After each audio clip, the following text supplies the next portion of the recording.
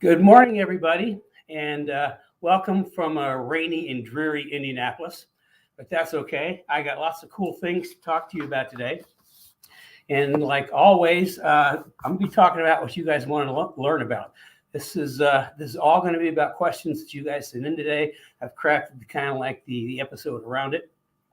So I guess I tell you who I am.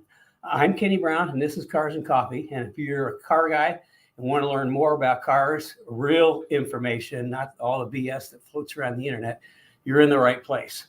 Because today what we're going to talk about is, what do you think? Is DOT-4 brake fluid good enough for track days? And then we've got the kind of a dilemma with the IRS Cobras in the back. Is it bump steer or rear steer? And let's see what else. Oh, we've got some more cool questions.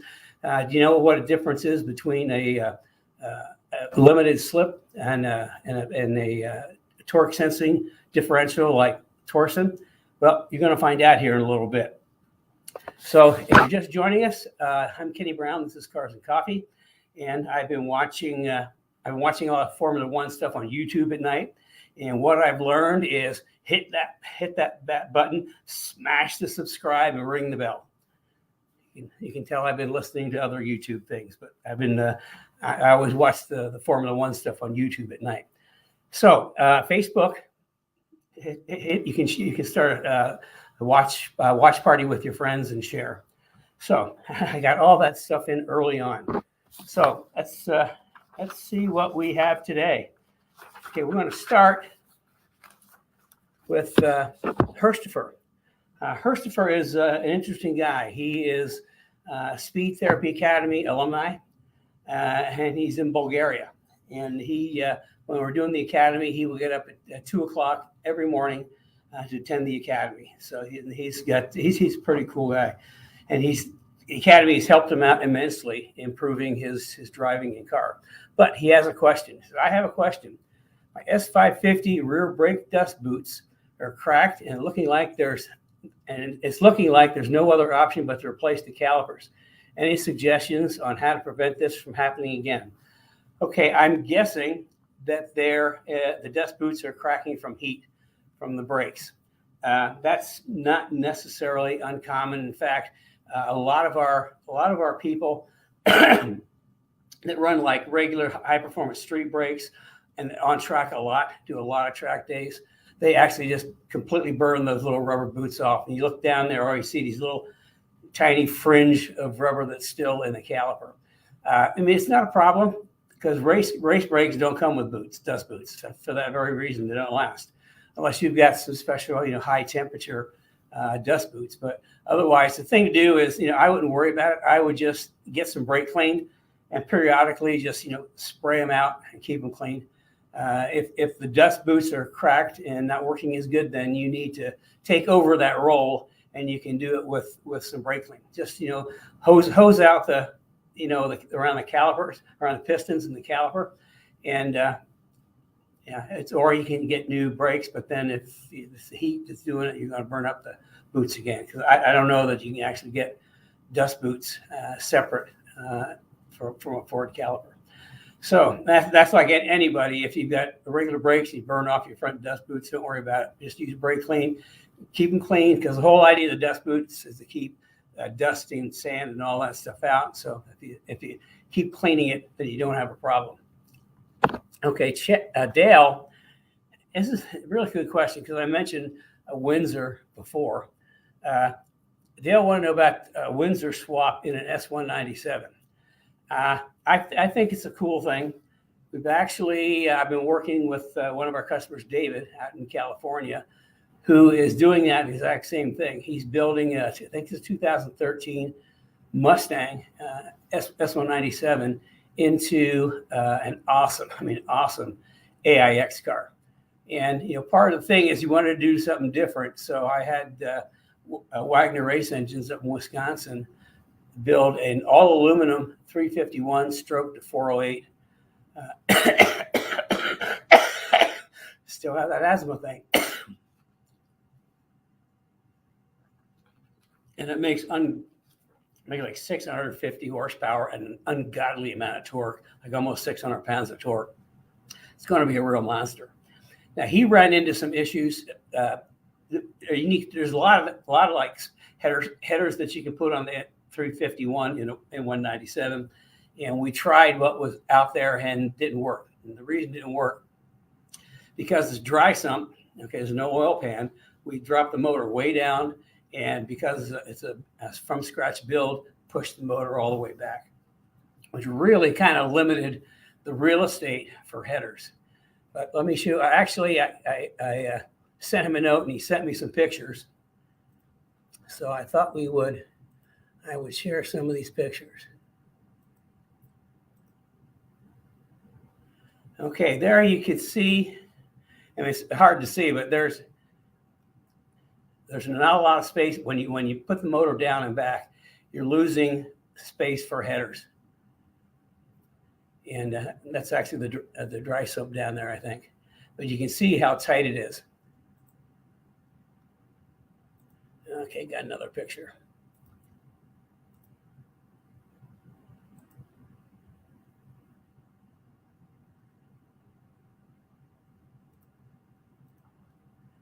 Okay, that's what it looks like from the top. You can see that he's doing an incredibly good job. You can see how low and how far back that engine sits. I mean, it is. This is the front of the motor right here, and that's the shock tower brace. You can see just how far back the motor sits and how low it is. And he said if you're interested in doing that and want to talk to him, he'd be happy to talk to you about what he did. So I think this is going to be a wicked awesome car. He's by the way, he's got the full Kenny Brown AGS 4.5 suspension system, along with, you can see the canister for the shocks. He's got the Motorsport 11 shocks. So this is going to be a wicked fast car.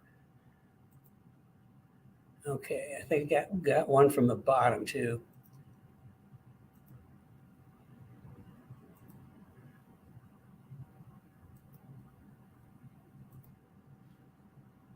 Okay, you can see there's the dry sump. We went with the daily dry sump. I did a lot of research, and the daily, blow it up a little bit. And the daily dry sump, hands down, is the best dry sump system out there. But you can see that he had these headers were custom made, and whoever made them did a really good job. So, can you put a Windsor in an S197? Yeah, I mean, when you just drop the engine, nothing on it, just drop the long block in there, it looks lost in a 197. There's so much room. But when you put the engine down and all the way back, then all of a sudden you start running out of real estate for exhaust and other things, and everything has to be custom made. Motor mounts, headers. Well, there are some headers out there that I think will work if the engine's in a standard location. But if you start doing race car stuff and move it around, then things kind of change a little bit. Okay, who's up next? Gosh, it's darn asthma. I was doing really good on asthma, and then it started raining. That just sets me off. Okay, Rob Kemp. Okay, my next question is rear bumps here on IRS, toe in or toe out, static settings. What is the desired dynamic toe? Preferably in inches, not degrees. That's the first part of the question. Okay, that's an interesting question. What I found a long time ago in doing the geometry on the IRS cars, and I found it out at Road Atlanta when we were testing with Ford Racing and doing a media event for the FR 500, which was an SN95 with the double wishbone in the front and IRS in the back. But that Road Atlanta at the other end, there's two right-hand turns, and on the second right-hand turn, every time I got to the same spot in the track, the back would just get loose. And it did the same thing going under the bridge. So it went back, and we worked really hard to get like the camber and all that stuff and roll centers where I wanted them. I really didn't take the time to look at the steering in the back. So when I started running some some analysis through the computer, I found out that when the body got to a certain degree of roll, I don't remember what it is, it was a long time ago, both rear wheels turned the wrong way. So that's what made the car loose, is as we got to roll, both rear wheels were steering the wrong way. So we went to work and came up with some solutions. We have something called a rear steer kit, which actually looks like that. It's a tie rod. We change out the tie rod, and the inner point we move all the way down to the bottom, as you can see that. And we use the existing tie rod end. Now, since we've done that, I've seen other people come out with bump steer kits in which they do the same thing they do on the front. They put a pin in the spindle and then a rod end. Well, there's a lot of work to try to figure out how to get where you want to be. So it's kind of like I do one thing and people copy it, but they do it kind of don't understand it. And because to me, bump steer in my mind is the front. When the car is turning and you hit a bump, that movement makes the wheels kind of steer different. That's why we take bump steer out of the front. So when you turn and hit a bump, wheels keep going the right way. So, to me, bump steer is bump when steering. In the back, it's roll steer. And that's what we created this kit. Now, when we do the full geometry upgrade on the carrier, we move this inner point down even more. This takes a lot of the roll steer out, but when we do the geometry upgrade, we pretty much take all of it out. And this is all part of, I guess it's kind of like our show and tell this morning, all part of our phase 1 traction kit for IRS cars. And what that includes the rear steer kit. And you can see this is really good quality stuff, high grade rod ends. We never ever use cheap rod ends. Everything we do is premium rod ends. And then there's the forward torque brace for the differential. This replaces the hollow tube, bent hollow tube forward brace on the differential. And this is rock solid. I mean, that's not moving at all. I mean, it is, you can see it's a pretty heavy duty built piece. And then the other part is our aluminum diff bushings. I use aluminum for a number of reasons. One, I can put all these thin, thick washers on there, which makes it kind of like a heat sink. And then also by doing this, we can actually move the pinion angle up instead of it being in the middle. The differential sits on this, actually moves the pinion angle up. And we found back a long time ago that really helps. I can't remember what year Cobra, they had some driveline vibration issues, not all of them, just some of them. And we had a customer from, I think down in Kentucky maybe, that had been to his dealership multiple times for driveline vibration. They replaced this, that, drive shaft, all that stuff.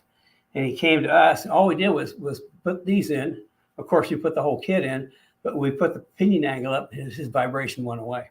So this is a really nice start for if you get an IRS and you want to start improving it. We call it the phase 1 traction kit because it actually does help traction, help grip in the back. So, okay, I guess that's my show and tell for the day. Oh, you guys can remember, you can send, if you got questions, send them in through your little typing thing through the comments. And what in the world is all this stuff over here? I don't know. I got a bunch of things coming up that I don't know anything about. Hey, Kenny. Yeah. I'm not seeing what you're seeing, but StreamYard is having difficulty streaming directly to Speed Therapy Society. I'm trying to work on that. So that's maybe what you're seeing. Because I got a little box over here. Yeah, don't just ignore it. It automatically streams, and there's a little button at the bottom that says go live. Yeah, just you can click go live, but I'm dealing with it on my end. So yeah, you can just click on the screen, it'll go away. That won't go away. Click somewhere else on the screen. Went away. Okay. Where was I? Oh, we were talking about the show and tell, the phase 1 traction kit. Just to continue on that theme, phase 2 for our IRS package is the tubular rear lower control arms with the coilover shock conversion, either single or double adjustable. Phase 3 would add the tubular upper control arms, which are less than half the weight of the factory. And phase 4 is we take the whole carrier, cut all the pickup points off, weld them back on, cut the big ugly mount off the back, and weld on a bracket that's a direct mount to the frame rail. So we're if you're looking for help with an IRS Cobra, we're the only people. And you get right down to it because we've been doing it for a long time. Okay, so let's go. Let's see. That was okay, Dylan. How hard is it to convert? We're still in the IRS theme. How hard is it to convert the 99 IRS to a 31 spline? Can you swap out the differential and carrier for a 31 spline and change axles, or is it more involved? Nope, just that simple. All you got to do is get a 31 spline differential and 31 spline axles, put it together. Everything else is the same. So it's pretty easy peasy. The second half of this question, also I was wondering what's your preferred style of LSD what your preferred style of LSD is, and what do you think of the Eaton True Track differentials? Well, I got an answer for you. But let's look at some differentials.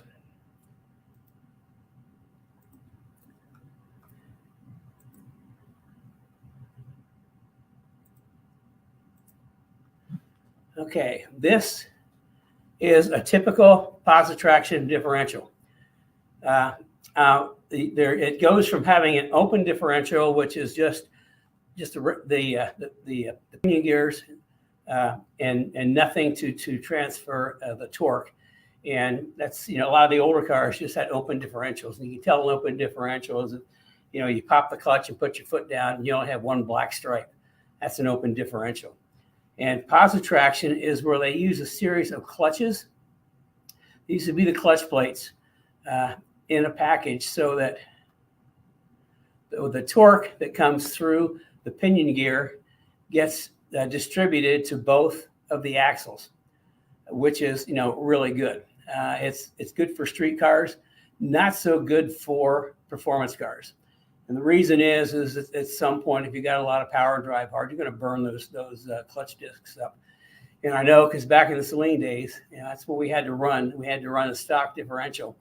And so what we did to kind of improve them the best we could, so it lasts 24 hours, is we took in you have to kind of like twist these gears in, a little path for them to twist in.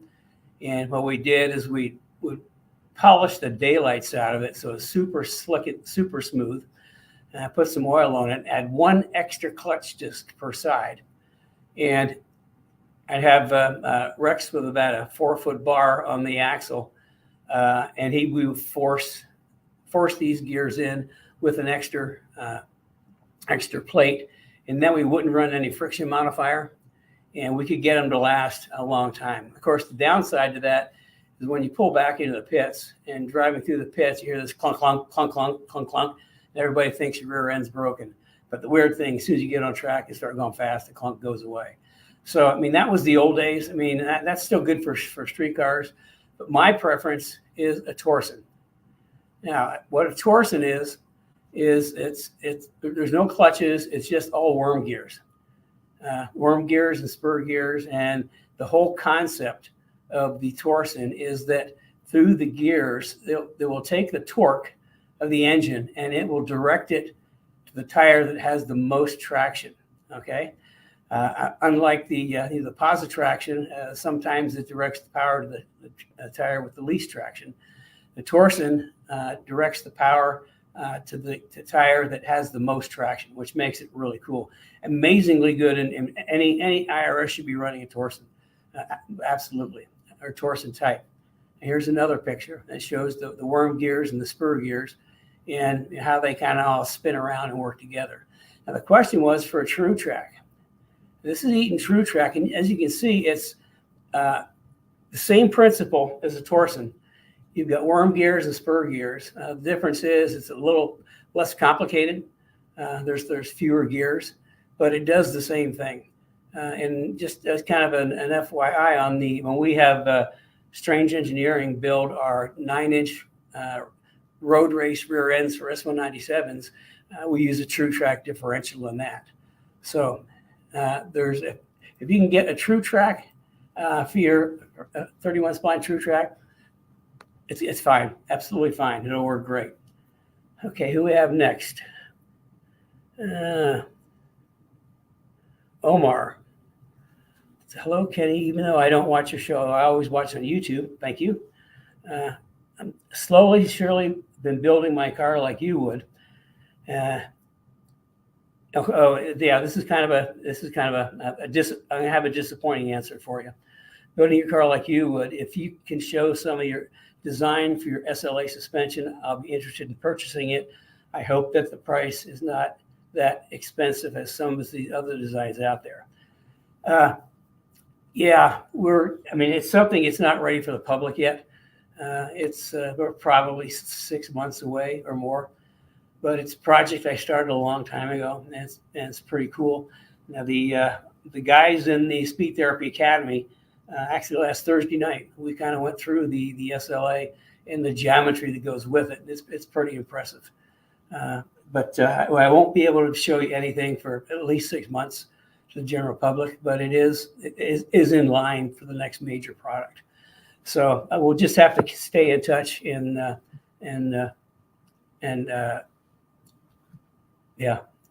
you have the second half of the question. Also, your thoughts on pushrod or cantilever suspensions. Okay, well, I can do that. I can answer that question for you.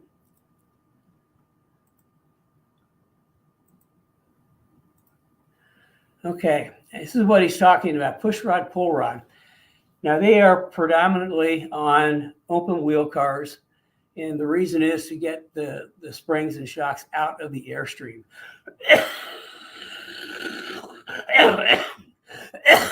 I'm sorry. And the push rod, as the wheel goes up, it pushes on a cantilever and compresses the shock. On a pull rod, as the wheel goes up, it pulls on the cantilever and compresses the shock. Now, open wheel cars, typically the front is always a push rod, and the rear is typically a pull rod. As far as putting them on a sedan, unless you're building kind of like a fancy show car, I really don't see the need for it, unless you're using the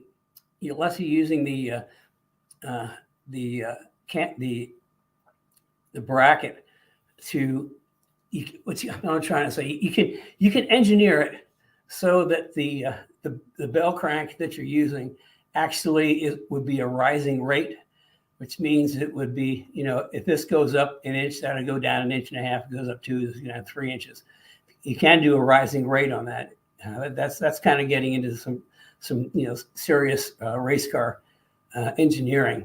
But for I've seen a lot of cars and magazines that have these fancy suspensions, and they look cool. As far as their level of effectiveness, I mean, it's to me, why would you do it? But other than it's cool and it looks cool. Now you talk about cantilever. I think this is about as much as I can figure out. You're talking about a cantilever, because this is actually kind of like an extended version of a push rod. It kind of goes out, and something like this, that's actually looks like the ratio might be a rising rate. Not sure what kind of car it is, but I just found that, and I thought that might be what you're looking at. I mean, the cantilever is nothing more than a version of the push rod. So, I mean, it's a great system. If you're engineering like an open wheel race car, you have to do that. There's no other way around it. If you're doing like a regular street car, track car, I think you'd be better off focusing effort and resources on other things that are more important. So that's my thoughts on that. And if you want to talk more about that, and remember, you can sign up for one of my 15-minute consults. Anybody on here or anybody out there, you got a question, need some help with planning your car, how to make it work better, just sign up for one of my 15 minutes. The people that have done it are just blown away. They have access to me.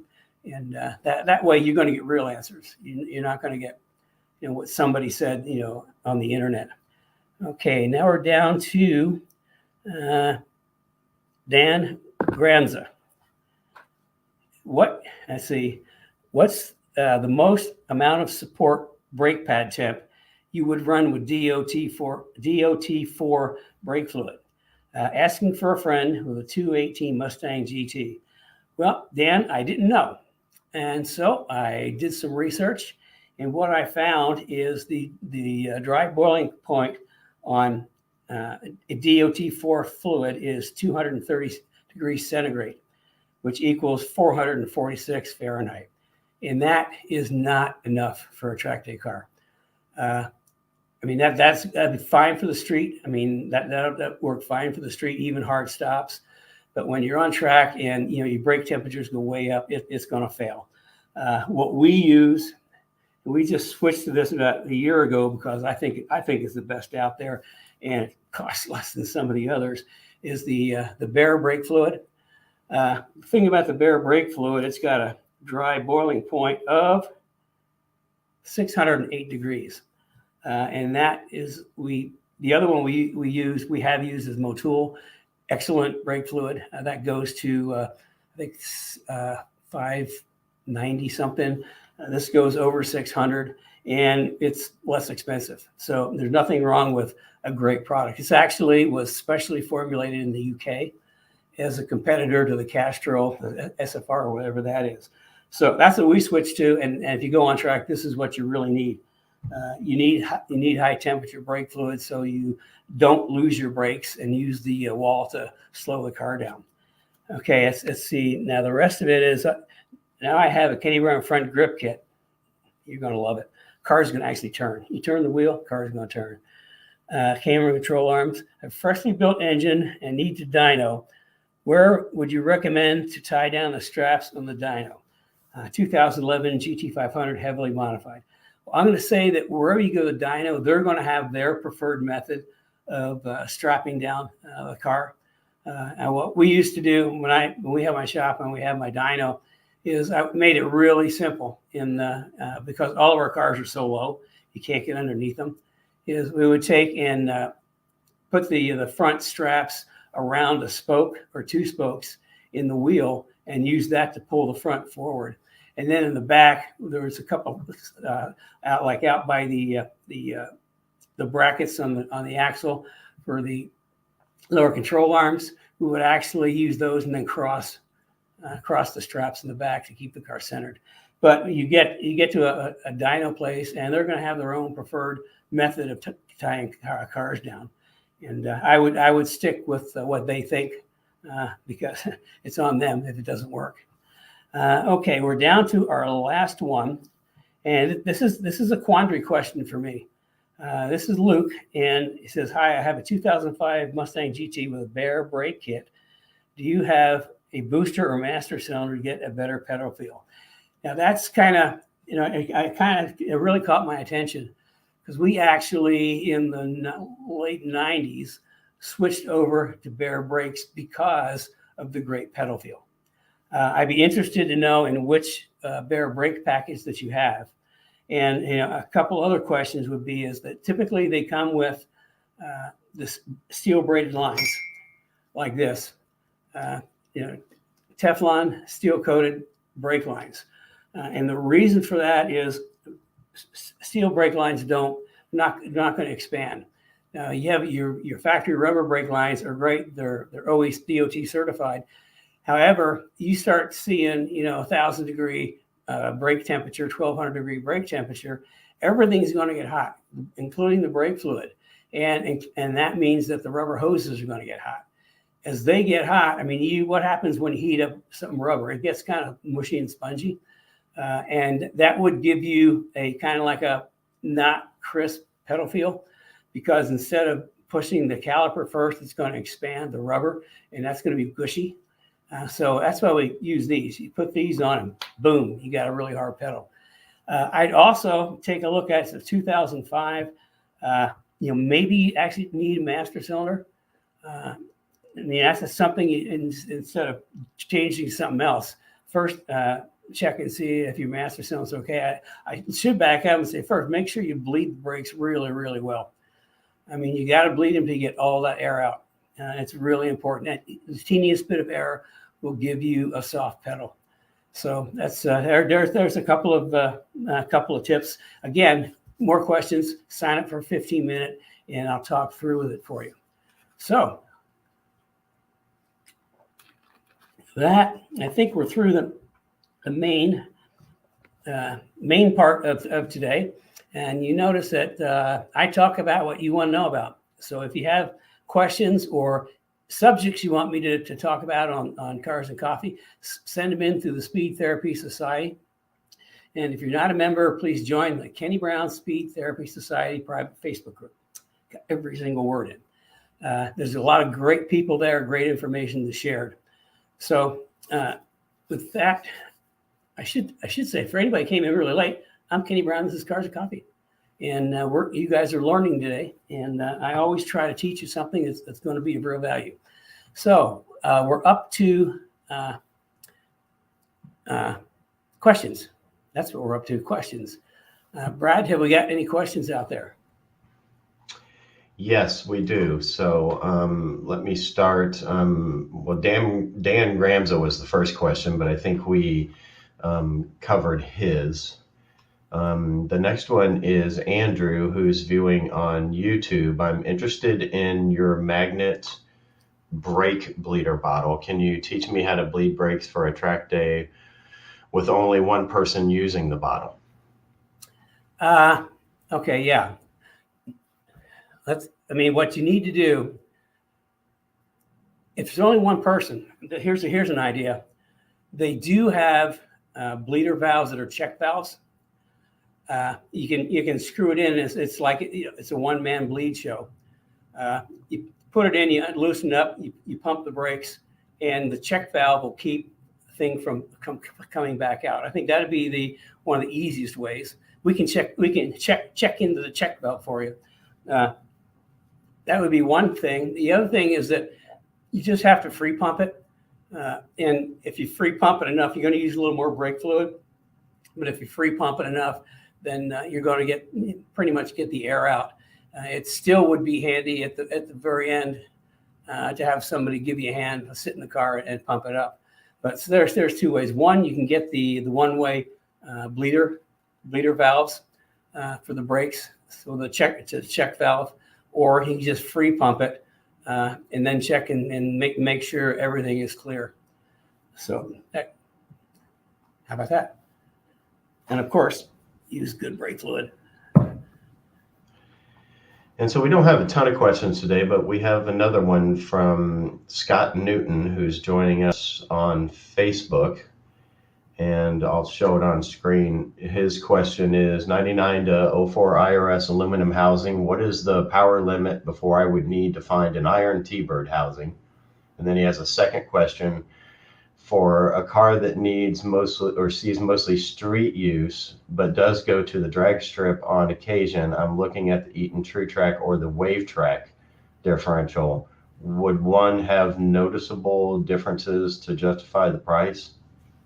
Okay, well, as far as how much power the IRS aluminum will take, I mean it depends. I know the drag racing guys like to blow them up all the time. We've got people that are running 600, 650 horsepower on track. Okay, you're not getting the shock load you would with a drag racing application, but we've got guys running 600 horsepower with 31 spline and torsion, and they're doing pretty well. So what the upper limit is, I don't know. You might have to find somebody that's into drag racing, drag races the IRS cars, and they could give you an answer on that. Second half of the question, let's see. A Wave Track or True Track? The Wave Track we've used in the live axle cars, and the reason for that, but we can't get them anymore. I think they're not making them for the live axle Mustangs anymore.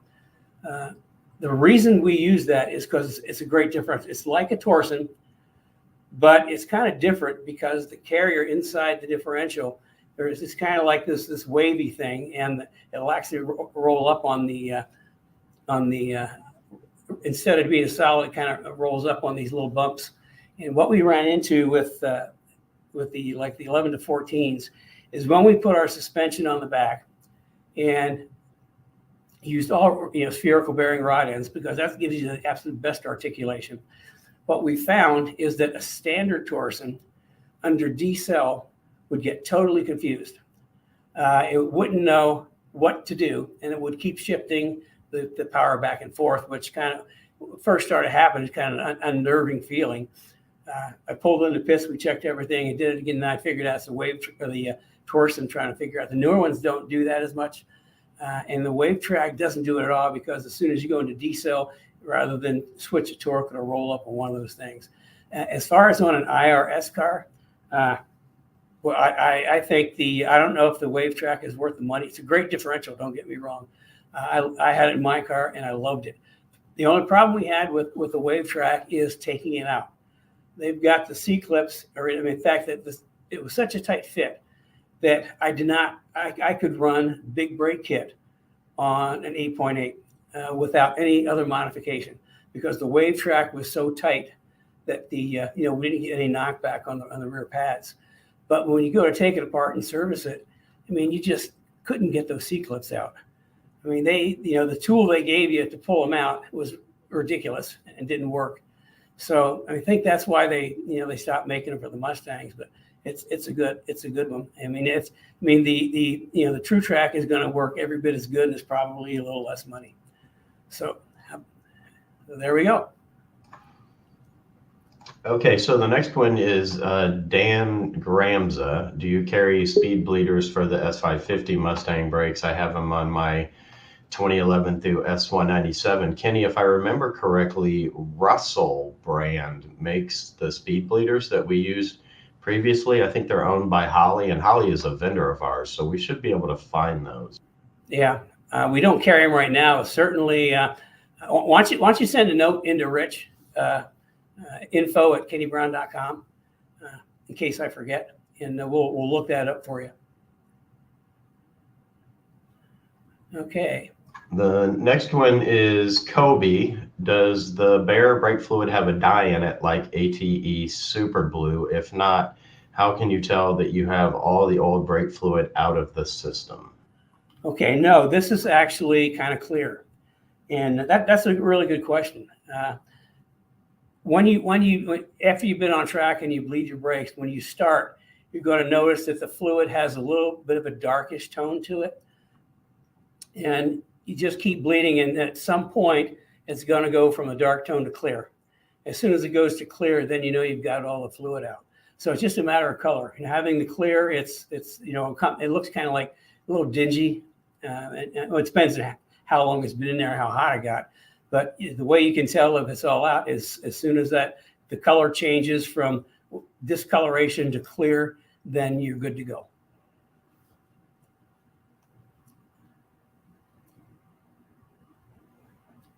Anybody else?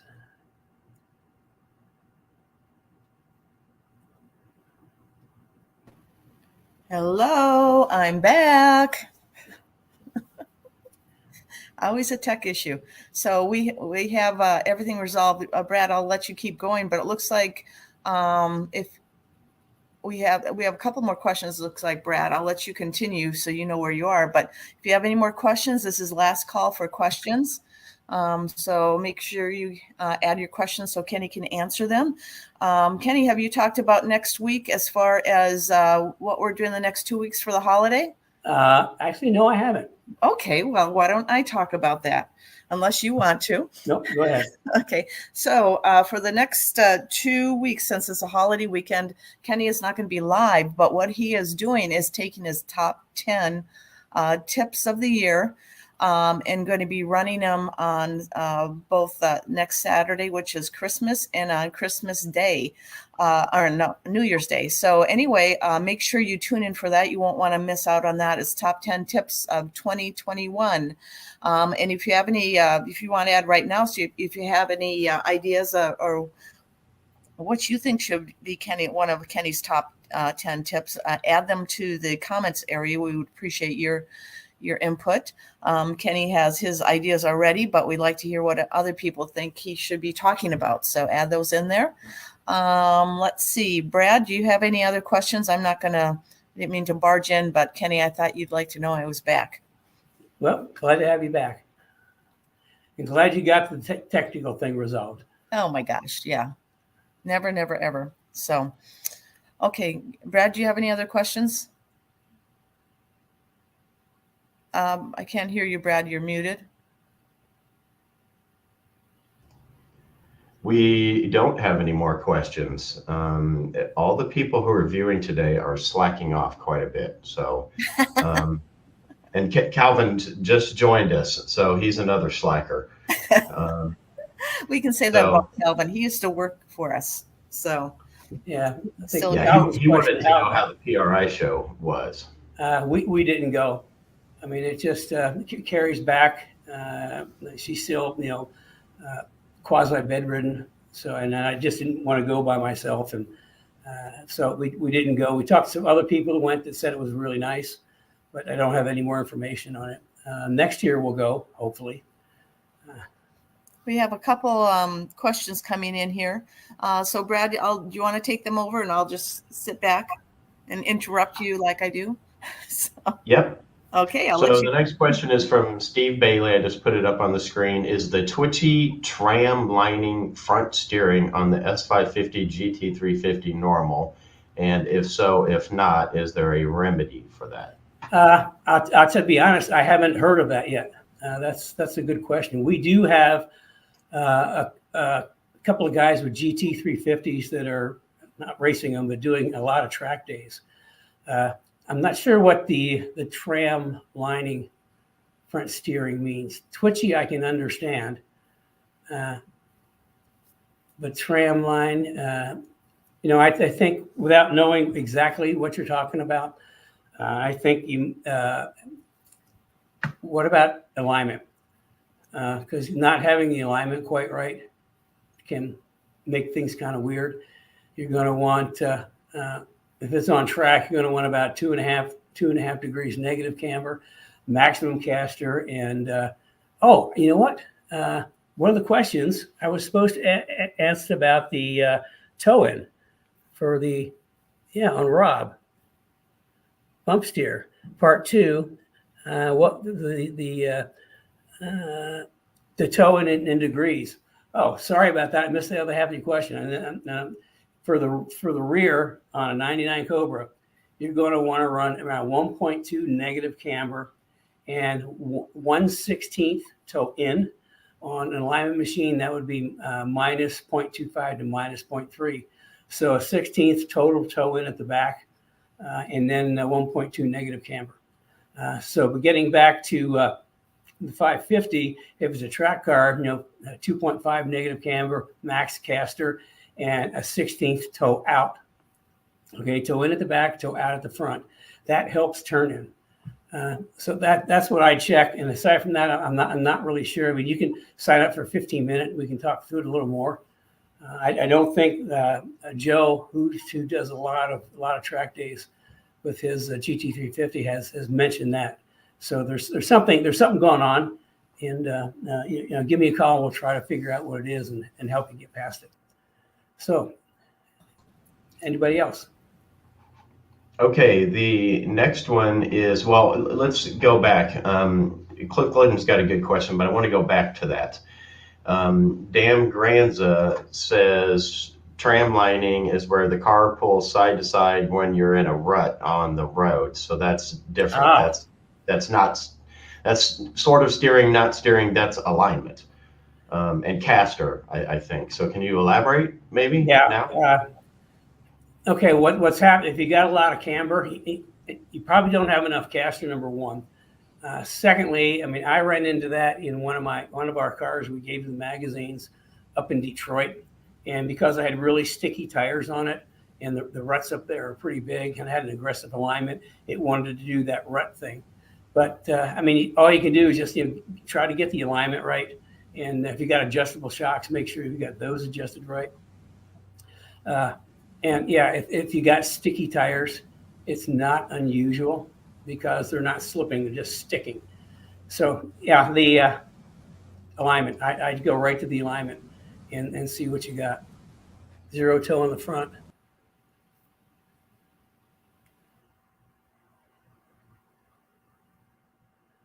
Yeah, you don't want zero. You either want toe in or toe out. You get zero and the thing will wander. So we always run toe out in the front and toe in the back. Okay. You said Cliff had something.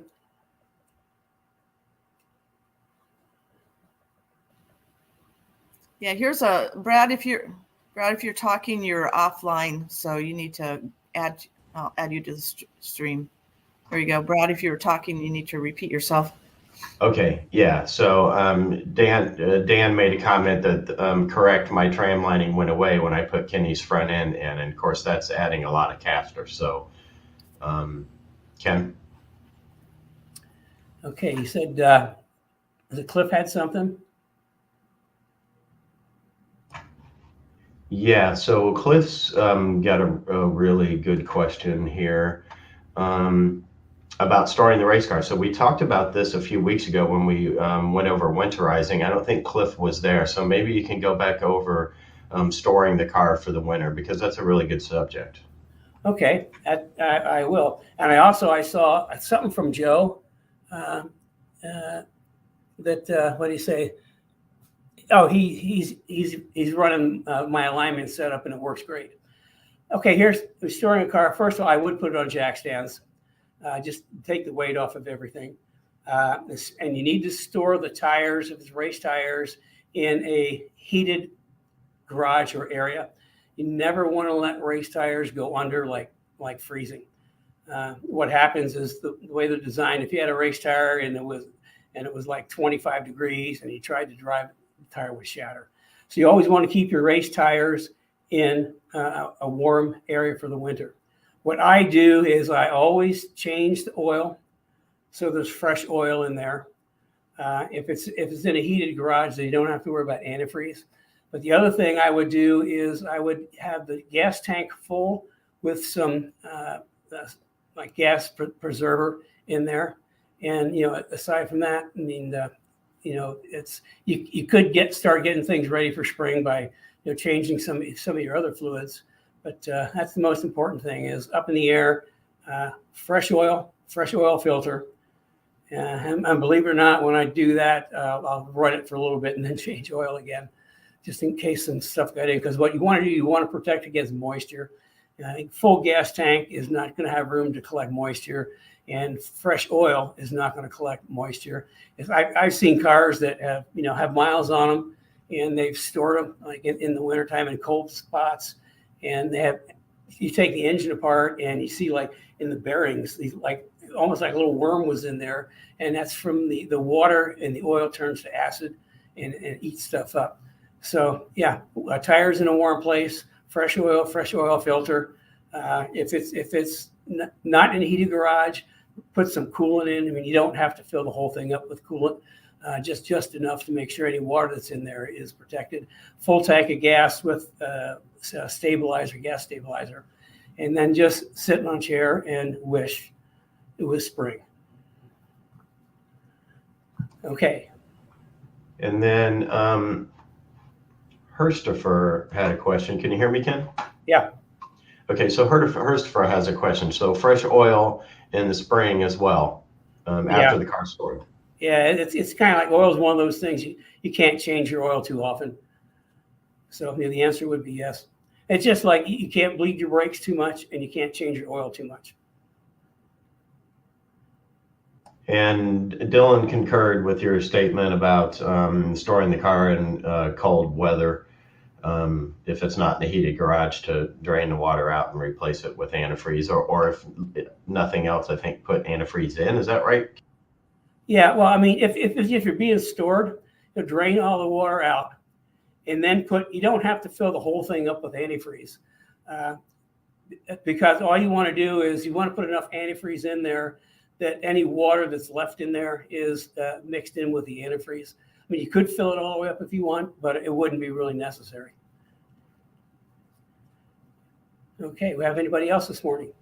We have no more questions this morning, so I'm relying on Carrie to jump in and help us out here. Okay, so I am back on. So again, if this is last call for any questions you have for Kenny, I just thought to share a little personal note and see what you guys are doing. If you're celebrating Christmas, what are you guys doing? Are you hosting Christmas? Are you traveling? And if you're traveling, where are you going to? We have just had a change in plans with Christmas.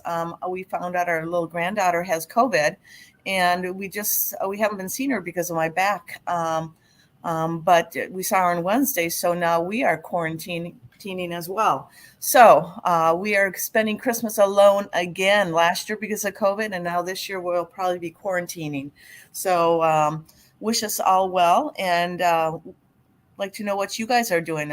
We love the Christmas holidays between Christmas and New Year's. It's always a great time of year. So are there any more questions? I can tell you what we're doing for Christmas. I haven't told you this yet. Oh, you haven't? Okay.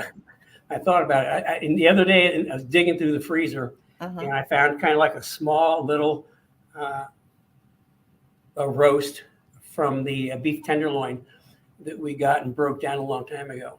Cool. So we may be having kind of like a mini Chateaubriand for Christmas Day. Oh, that's great. That sounds yummy. Along with Brussels sprouts and bacon. That's to die for. So if you haven't guessed, Kenny is our cook in our family. That is his hobby, is cooking and my job. Cooking and gardening and things like that. I call him the male Martha Stewart. His cooking is incredible. So we always have a great meal, and he always does a great job of messing up the kitchen as well. It looks like we may have another question coming in, Kenny. Calvin says that he's having a quiet dinner with his mom and cat. Oh, that's sweet. That is sweet. Always spending time with family is great. Looks like, there are some more questions, comments coming in that they're just a little late. Okay. I see something from Brian. Yeah, from Brian, and we'll go over that. How well do your 96 to 04K members do on a streetcar? Also, I noticed that you use square steel versus round tubing compared to others I've seen. Is there any reason you went to square? Yeah, I like square tubing for like K members. Control arms are round tubing, but I feel that we can get more strength out of straight steel. And some of the others that use tubing, you notice the tubing's bent. Bent tubing is if you got tubing and a bend in it, that bend spot can be a weak spot under load. So we went with square tubing, everything's straight, everything's triangulated, and it works great. And what was the other part of the question on a streetcar? Well, here's the thing: is all my suspension pieces, no matter what I have, is designed for the street, but it's totally competent on track. Okay, we use for the K-Net, we use urethane bushings in the front. We don't use Delrin. That's for a number of different reasons. That's a different conversation. But I mean, that's most of our people that run the front K-Net run it on the street. And of course, you do have to convert to coilover because we eliminate the spring on control arm and go to a straight coilover. But you guys know that all I ever put on cars is coilovers. And we actually have a tremendous coilover package for the SN95s, which actually can work on the Fox. So, I mean, it's everybody's got a different way of engineering things. It's just like the forward brace on the Cobra is round tubing and it's curved. Well, that's square tubing and it's straight and solid as a rock. So it's just a matter of preference. I've been engineering and building race cars since the 70s, and I've over the years I've developed what I feel are the best techniques and methods. In fact, the guys that are in the academy, Speed Therapy Academy, we went through the whole thing on chassis design, from formula cars to race cars to carbon fiber, And it's a matter of preference. I mean, I personally, I think the square has a more robust look to it. That K member is not something I want to use round tubing on. So I hope that answers your question. So, and also you forgot to add, Kenny, to that is one of your philosophies is if you need to take whatever manufacturers or suppliers philosophy and stick with that, not mix and match parts. Yeah, that's something we talk about in the workshops and in the academy. That, you know, the best thing is find one of the manufacturers / suppliers, and you know, find a philosophy you like, okay, and if find a philosophy you like, stick with it.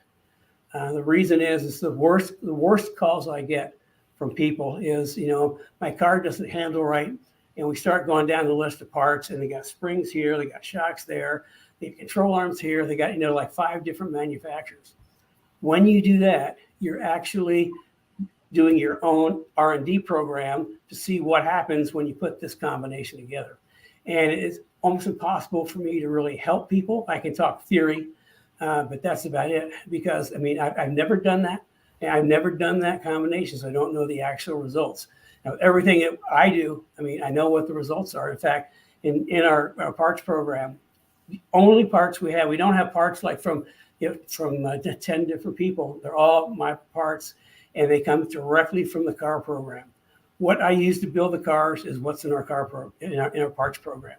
That way, we can give you know, some of the best technical support in the industry. You know, you call in, it's doing this, it's doing that. You know, I know it's in the car. I can give you some good direction. So if it's my philosophy, stick with it. If it's somebody else you like better, stick with them. Just do everything with them, because if you have a problem, then you have somebody to call and get it worked out. So. Okay, so first of all, before I forget, I want to thank Brad for filling in. We have a really strong team, and we typically have 2 people on every show. So Brad, thank you for filling in for me. I know you always do a great job. Here's some interesting things, Kenny. Is there another question there, Brad? I saw you throw something up that I missed. Here's Brian's. He says, on coilers, do you find the rear shock towers on 9904 Cobras break or tear from the force? Do you have a solution for this? Yes and yes. We haven't actually seen that, although in the last academy, I think Ben showed some pictures he found on the internet of the shock towers just, you know, breaking away. We actually, when we started doing coilovers back in 2000, I believe, we created a rear shock tower brace that goes between the 2 shock towers, has a triangulation, it bolts in the middle. So we reinforce the shock tower braces, and it's a really popular product. I mean, it looks good, it works good, and it's easy to install. So yeah, they will do that, and that's why we went to the rear shock. Every car we do SN95 with IRS has a rear shock tower brace on it. Okay, here's what people are doing for the holidays, Ken. I want to share some of that with you because I think that's pretty cool. A lot of these are people that have been on here almost every week of your show. We have a lot of really solid people. So Dan Gramza says he's having the annual SCCA Milwaukee Region's Christmas party at his house this Sunday. Go Packers. Now, I'm a Vikings fan. Yeah, I'm a Vikings fan, Dan, so I don't know if I'm going to say go Packers, but I don't think they're playing the Vikings, so I will say go Packers. The other thing, Dan, why don't you say hi to everybody from Kenny and myself? That's really cool that you're having everybody over. Wish we could join you. Here's Kobe Ward making a brisket on the smoker for the family. Food is love. I'm with you there. Hey, I got kind of a cooking thing. Something I do in the winter is I make some of the most amazing soups you've ever tasted. And if you guys like, I can put some little videos together on how to make soups to die for. That's a good line. Soups to die for. And Carrie can attest to that. I mean, oh my gosh! You talk about Flavor Town on steroids. Yeah, it's pretty good, and he's sounds like he's bragging, but his soup is really good. I mean, I've never tasted anything better. Okay, the next comment And we yeah, if you want, I can do a little video and show you guys how to make killer soups. So anyway, Kobe, that sounds wonderful, and food is love. We see that all the time because that's what Kenny puts into his food. Dale Chandler, what time is dinner? He's asking you, Kenny. Joe Johnson, he's going down to Houston this afternoon to see President Trump and Bill O'Reilly. Go, Joe. That sounds great. Also, Cliff Glidden. Oh my gosh, Cliff, we need to join you for this. Filet mignon on a Traeger grill, a little champagne. Woo! Champagne spinach salad with cranberries, chopped nuts, and orange squares. Come on over. So, I'm allergic to cranberries. Hey, Cliff, I can't eat at Cliff's house. hey, Cliff, I have got an awesome recipe for cranberries. It's my cranberries been rogue. We should just have a cooking. Well, I'll just tell you what it is. You put the cranberries in the pot, and then I'll put like a regular bag of cranberries. Then I'll put like a cup and a half of sugar, and then a cup of good red wine. And then I'll go through and make a whole bunch of like zest strips off of an orange and stick that in there, and just let it cook until it's as thick as you want. You got to taste it periodically because every batch of cranberries is different to adjust the sugar. But it cooked in about 3 hours. It'll blow your mind. And I use just about half of an orange. I use like the thing for cocktails for making strips off a lemon. And I just do it off of the orange. But just real simple: cranberries, red wine, sugar, and orange strips. And it'll blow you away. Maybe we should be calling this Cooking with Kenny. If you get Kenny talking cooking, obviously you see what happens. I just want to bring up another note that next 2 weeks, Kenny's picking his top 10. Actually, ours has most of them. Top 10 tips of 2021. So make sure you stay tuned on Christmas Day and New Year's Day to listen to that. He will not be live, but it will be pre-recorded. And make sure you listen to that. It should be pretty good. And we wish you all a great holiday. But here's a couple more comments after Cliff's. Let's see, Joe Johnson. Herstopher says, Joe Johnson, make sure to send my regards to Trump. That's pretty cool, Herstopher. And then Brian Gott, we already went through that. This is just a link here.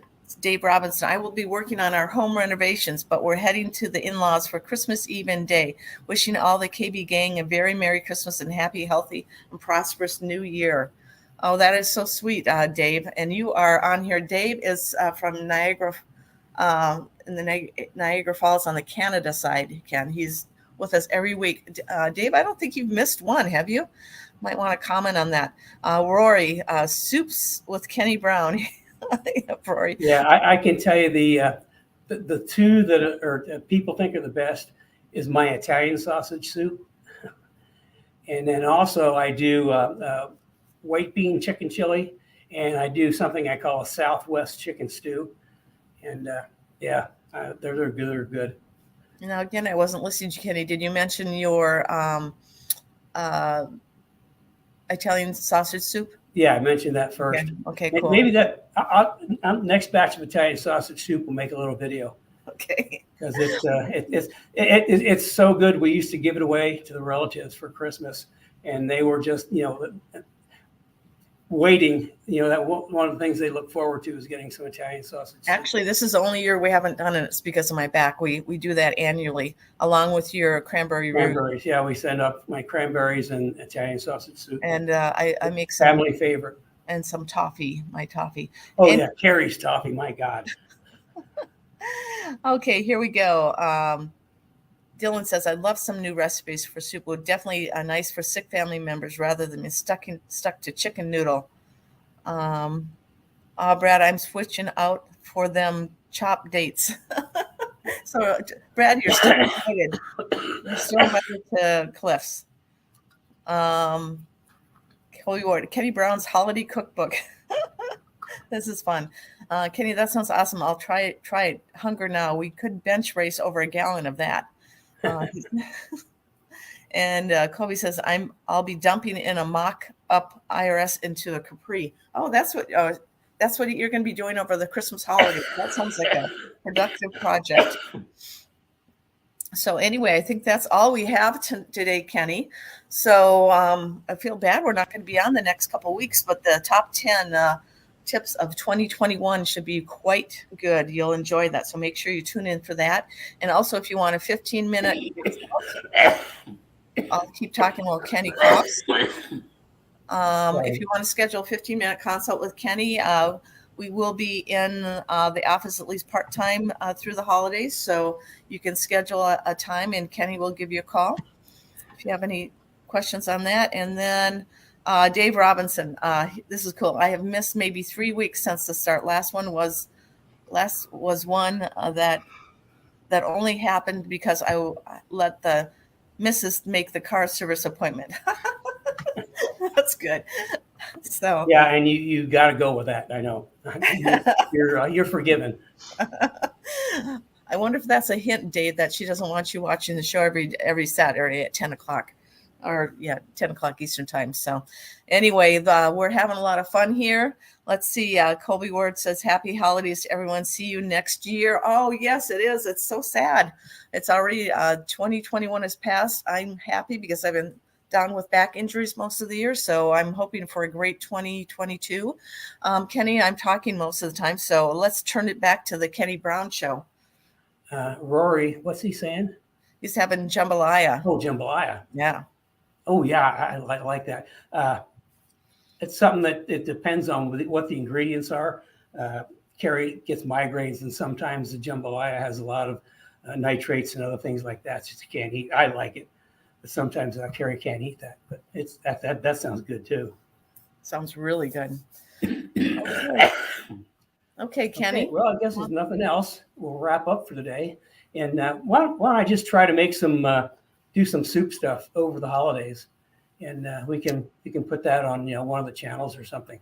Kenny, you have to realize I still have back issues. I may not be able, I'm the one behind the scenes. I may not be able to help you with that. So, but we'll try to get it out there. Sometime while it's still winter, we'll do some soups. That sounds really good. Okay, anybody have anything else? This is your last chance. Otherwise, we're going to say so long and Merry Christmas, Happy New Year.